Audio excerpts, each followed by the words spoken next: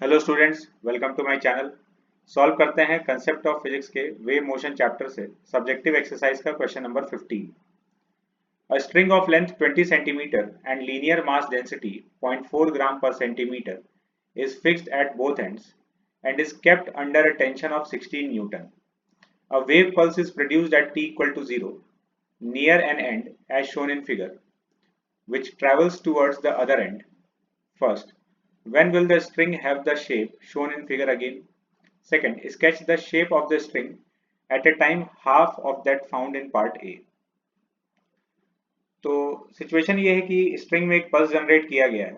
हम लोग को लेंथ गिवन है, लीनियर मास डेंसिटी गिवन है म्यू, और टेंशन गिवन है 16 न्यूटन। तो सबसे पहले तो हम लोग वेव का स्पीड कैलकुलेट कर लेते हैं इस स्ट्रिंग में। तो v equal to under root T by mu formula है।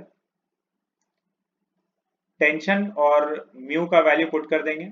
ये ग्राम पर सेंटीमीटर में था, इसको केजी पर मीटर में कन्वर्ट कर लेंगे। तो v का वैल्यू हम लोग के पास आ जाएगा 20 मीटर पर सेकेंड।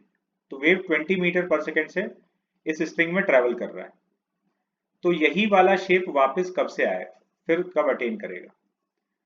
तो ये शेप फिर से तब आएगा जब ये पल्स यहां तक ट्रेवल करके जाएगा, फिर लौट कर वापस यहाँ आएगा, तब ये शेप वापस अटेन हो जाएगा। मतलब इसको L डिस्टेंस जाना है और L डिस्टेंस आना है, 2L डिस्टेंस ट्रेवल करना है v स्पीड से।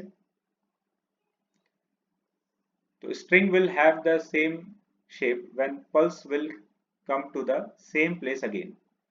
So displacement of the pulse या distance traveled by the pulse 2L के बराबर होगा, v into t equal to 2L. So time equals to 2L by v. L और v का value यहाँ पुट कर देंगे।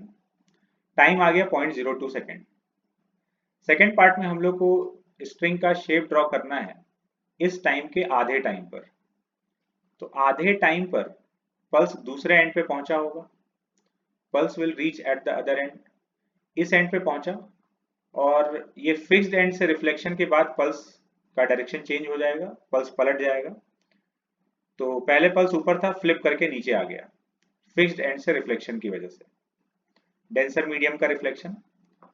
तो इस समय पल्स का शेप ऐसा होगा और इसके 0.01 सेकेंड के बाद ये यहाँ पहुंचेगा और फिर से यहाँ से टकरा के फ्लिप कर जाएगा और ओरिजिनल शेप में आ चुका होगा।